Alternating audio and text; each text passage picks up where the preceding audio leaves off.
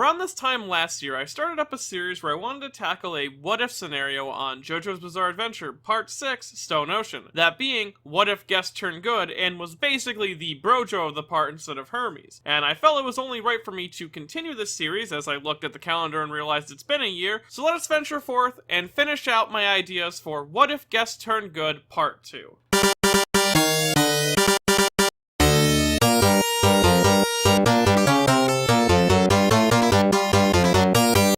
So where we left off, Gwess and the crew had shrunken down and fought every individual Foo Fighter Plankton to defeat her stand. This resulted in them getting a new teammate, with Foo Fighter joining up in a very similar way, with Jolene kind of offering them her hand. And then the gang escapes the prison together, as they were in the prison for quite a while. I remember last time I said they don't fight Foo Fighters till way later, that means they're in the prison way longer. But they finally get out. Jailhouse Lock doesn't actually exist in this universe, as her and Poochie actually got into an argument on whether or not an open window can block a sun from melting a vampire. Poochie claims that it wouldn't work because it's just glass, where Mew Mew points at this picture from a manga that everyone seems to love that says that, hey, look, it's in color, it's obviously day outside, he's in the daylight. But then Poochie points out the fact that that's a colored manga that wasn't colored by the original artist, but in fact in black and white there's no real proof that it's actually daytime outside, so the entire argument was moot. They weren't even really arguing with each other, they were arguing at each other and was like talking to a brick wall, so he fired her, so there's no jailhouse lock to prevent stand users from getting out of the jail. And that's how Gwess, Jolene, Jotaro, Giorno, and Foo Fighters all escape prison together quite easily.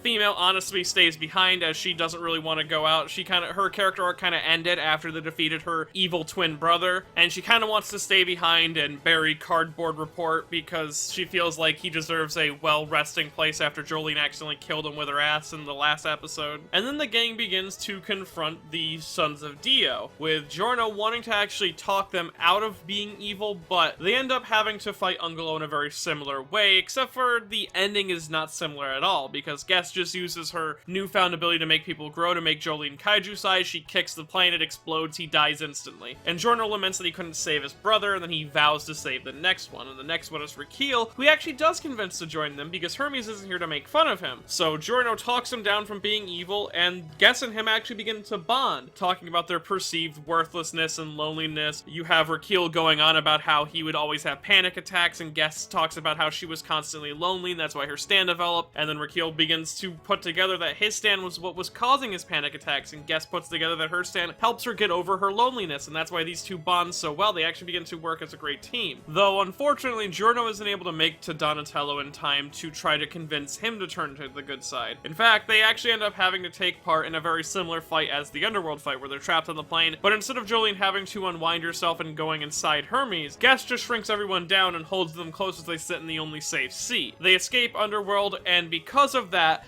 Gwess actually distracts Poochie in the underground segment, and Donatello is able to steal a stand disc from Poochie. But because Cardboard Report died earlier in this part because of Gwess's actions, it's a different stand disc because the heavy weather stand disc had dissolved. But instead he gets his hands on a stand disc that helps upgrade Underworld.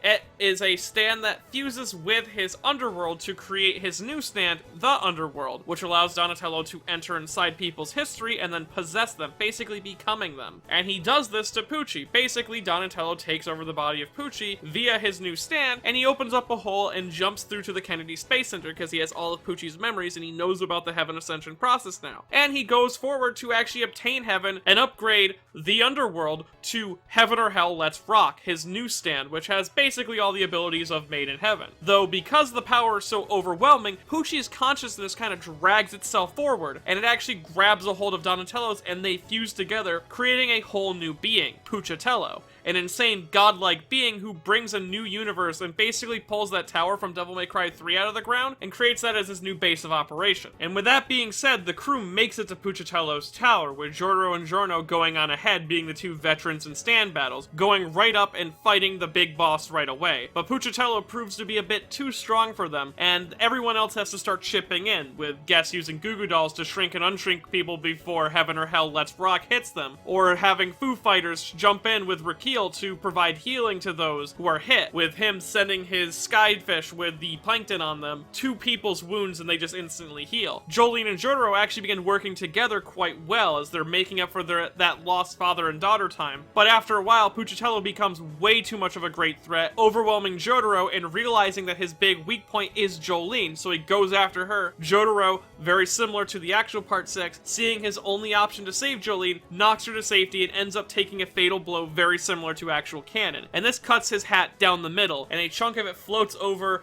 and is clutched tightly by Jolene, who's going to go on to wear it to honor her father throughout the rest of the part. Foo Fighters does try to save Jotaro though. She hops in, but Puchitello teleports behind her, and instead of taking away her ability, he takes out a different type of stand disc with Heaven or Hell Let's Rock that causes her to become a finite resource, basically removing her ability to multiply. So she can't heal things as good, and Jotaro passes away in her arms, and then she's tossed away after being beaten up. Giorno, seeing that this fight is only going one way, uses Gold Experience Requiem to actually hold off Puchitello. This proves effective actually, as the Gold Experience Requiem does overpower Heaven or Hell Let's Rock, but it doesn't defeat him. It sets him into like a stun lock position. You might want to represent this by like Puchitello standing there and T-posing just in the air, but Giorno knows that he can't keep this up forever. It's taking a lot of his energy to hold him in place, and he tells the crew that they need to head out of here and go find someone else while he keeps him in limbo. The person that they're looking for is a turtle man, this being Polnareff. And the reason that they have to go find Polnareff is because he has one of the keys to defeating Puchitello, and his stand, Heaven or Hell Let's Rock. And thus, Gwess shrinks down the entire crew and they all take a ride on one of Raquel's Skyfish to Italy, where they actually meet up with a Speedwagon Foundation member who builds Foo Fighter a mechanical body, allowing her to continue to work with the team and filling any of her missing plankton parts with nanomachines,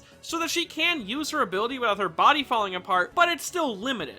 And the reason he's able to do this so quickly is because they actually find a sort of hyperbolic time chamber type device, as when they get to Italy and meet the Speedwagon Foundation member who has Polnareff, out of Jolene's pocket climbs Emporio, and he's like, well, you see, I know about Coco Jumbo. Coco Jumbo was actually my old pet turtle, and that's why his stand is so similar to mine. And thus, when he touches Coco Jumbo, him and Coco Jumbo fuse and become one person, creating a portable time chamber the size of Burning Down the House. Basically, Mr. President and Burning Down the House become one stand, and the soul of Coco Jumbo fuses with Emporio and nothing changes. Soon after, though, the Speedwagon Foundation member is killed, because of course he is, and an old friend turned new rival appears. That's right, Cardboard Report. Puchitello, when he reset the universe, brought back his brother and gave his cardboard body a coating of ass-proof jelly, so Jolene couldn't defeat him in the same way. Cardboard Report's new stand activates and everyone near him slowly begins to act out of character, as the weather of emotions floods their logical decision-making, and Gwess becomes overly cocky and braggadocious, and Raquel begins to think about the big picture and have an existential crisis and begin to, like, turn into the fetal position onto the ground. He just keeps thinking to himself, oh my god, it's all gonna end someday. It's gonna end. I'm gonna not be here one day. And then he's all like, I need a nap. And Jolene is, for some reason, completely unaffected by this, and she just walks up and kicks Cardboard Report's head clean off, saving everyone. And with Cardboard Report defeated,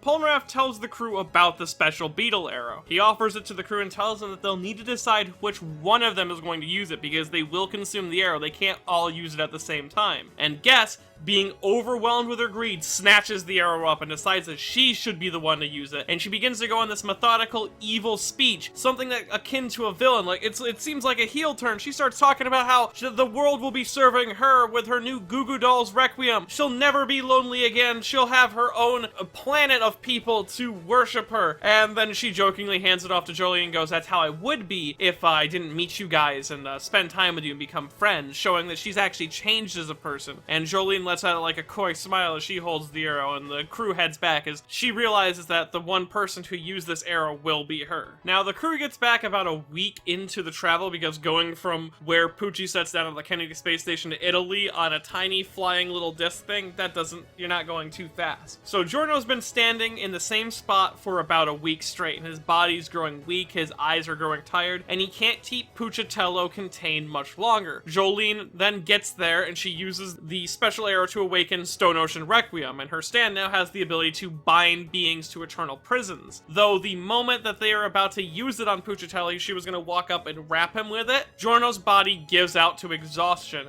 and this would be foreshadowed throughout the part, like every now and then we would cut back to Giorno, who is like showing signs of exhaustion, and this would be the big payoff to that moment, and Puchitello actually shoots out of his stun state and begins to wreak havoc on everyone there. He's grabbing people with Heaven or Hell Let's Rock and just throwing them against the wall. At one point, Puchitello appears right in front of Raquel, who is shocked that his brother has become this type of person, and then Puchitello lets out, "I'm about to teach you how to do a motherfucking infinite," and then he proceeds to do a Marvel 2 infinite on him. But Jolene has been avoiding him as to not get her Requiem power-up taken away. But then it dawns on Jolene, and she realizes that she could only do one thing to stop Puchitello. She walks over to Gwess and Foo Fighters, who have been taking a serious beating this fight, and she gives her two friends one last hug, before unwinding completely into a snake-like rope binding, and sneaking up and grabbing Puchitello, who is still distracted, performing an infinite on Raquel. Puchitello feels this locking on his physical body, and tries to use Heaven or Hell Let's Rock to rip Stone-Free Requiem off of him, but it's too late. The stand itself begins to solidify, burying Puchitello under an ocean of stone. Heaven or Hell Let's Rock is completely suppressed. And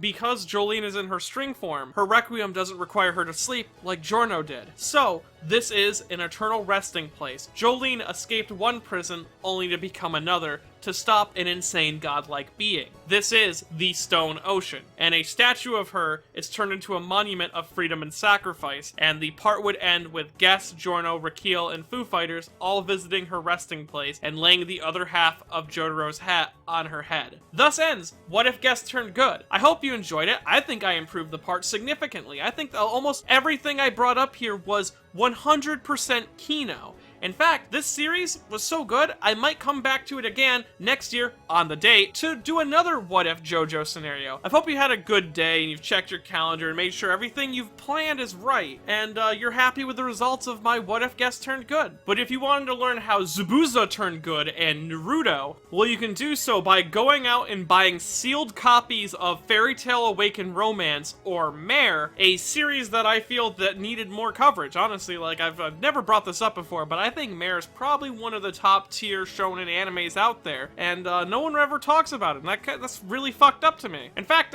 fuck it, like, maybe next time I'll cover a Mare episode. Maybe I'll cover a Mare character in the future. What do you guys think? Tell me about it. Mare? Maybe.